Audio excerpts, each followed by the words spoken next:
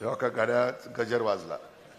आता आम्ही एक अलार्म आणि 5 काम, कुठली 5? उद्याच्याला पिंपरी चिंचवडमध्ये राष्ट्रवादी काँग्रेस पक्षाची सत्ता पिंपरी चिंचवडकरांना तुम्ही आणा।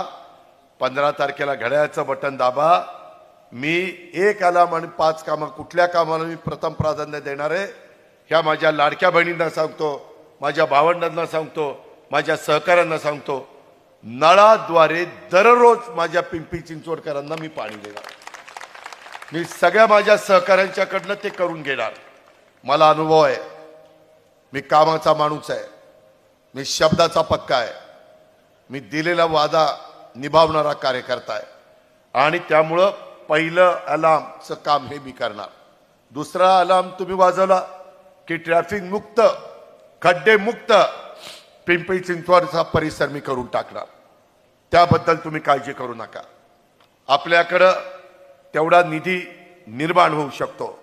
ते 25 वर्ष मी महाराष्ट्राला दाखवलंय, तुम्हालाही दाखवलंय। तिसरा नियम, तिसरा अलार्म हा नियमित स्वच्छता। आपलं सर्वांचं शहर हे रोज स्वच्छ झालं पाहिजे। जसं आम्ही आपलं स्वतःचं घर स्वच्छ करतो त्या पद्धतीनं हे तिसरं काम आम्ही करणार। चौथं, हायटेक आरोग्य सुविधा।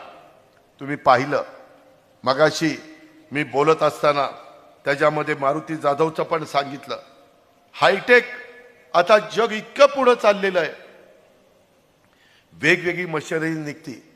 चांगल्या प्रकारे माझ्या पिंपरी चिंचवडकरांची आरोग्याची सेवा देता आली पाहिजे आणि त्याकरता आम्ही हायटेक आरोग्य सुविधा देणार। आणि 5वं, प्रदूषण मुक्त पिंपरी चिंचवडचा परिसर। आज मोठ्या प्रमाणात प्रदूषण होत आहे। एवढं ड्रेनेजचं पाणी नदीला चाललेलं आहे।